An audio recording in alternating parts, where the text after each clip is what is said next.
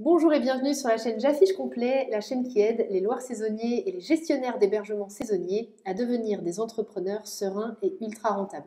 Aujourd'hui, on fait une vidéo de questions à un ami. On a Jules qui est avec nous et qui va répondre à une question. C'est moi qui suis l'ami en location saisonnière. Voilà, on va faire comme si on était vraiment dans un dîner entre amis. Je suis loueur saisonnier et je pose une question comme ça à mon ami Jules qui s'y connaît en revenu management et vous allez voir la réponse qu'il vous fait.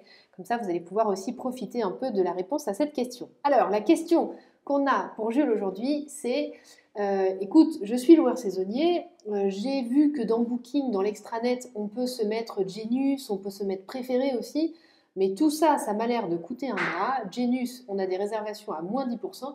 Qu'est-ce que t'en penses, Jules? Est-ce que ça vaut vraiment la peine ou pas de s'intéresser à ça et de payer le prix que nous demande Booking?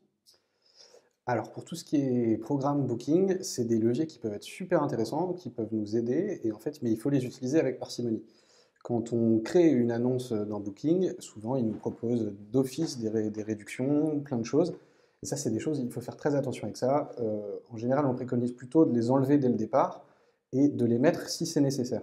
Si on se remplit bien sans Genius, pas besoin d'aller proposer un 10% en plus, ça ne sert à rien, on va perdre des sous. Par contre, si on s'aperçoit qu'on a des problèmes, si on ne se remplit pas très bien, qu'on prend plus de réservations sur Airbnb que sur Booking, par exemple, c'est des leviers qui peuvent être intéressants à les actionner, sachant qu'en plus, sur Genius, on a la possibilité de bloquer un mois sur l'année, parce que c'est quelque chose qui s'applique évidemment sur tout le calendrier. Donc sur nos périodes faibles, ça peut être intéressant d'avoir un levier en plus, mais on ne souhaite pas, sur par exemple l'été où on est sûr de se remplir, proposer 10%. Donc on peut bloquer un mois sur la période forte qu'on connaît, qu'on a préalablement identifiée. Et donc voilà, c'est des leviers qui sont intéressants, mais ponctuellement et à utiliser que si c'est vraiment nécessaire. Ça, c'est pour Genius. Le programme partenaire préféré, en fait, on n'y est pas automatiquement éligible. On y est éligible sous certaines conditions. Donc, il faut des notes, il faut une note minimale et un certain nombre de commentaires. Ça, c'est pareil, c'est des leviers qui nous permettent d'améliorer notre classement dans les algorithmes de la plateforme.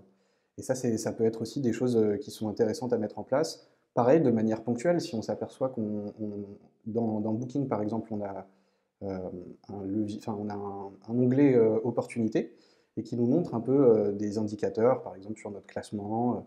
Et si on s'aperçoit qu'on est mal classé, eh ben on peut utiliser, et qu'on est éligible au programme partenaire préféré, on peut l'activer.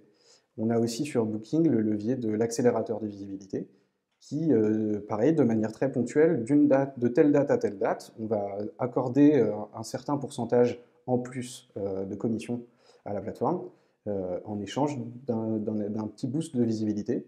Euh, Pareil, c'est ponctuel, ça ne va pas s'appliquer sur tout le calendrier et ça peut nous permettre de remonter les tendances.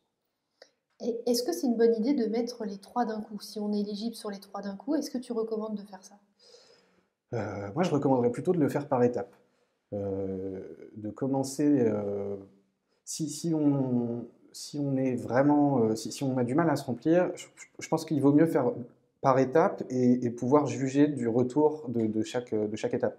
Commencer par Genius, si ça ne suffit pas, intégrer le partenaire préféré, et si ça ne suffit pas, ensuite, peut-être l'accélérateur de visibilité et des promotions.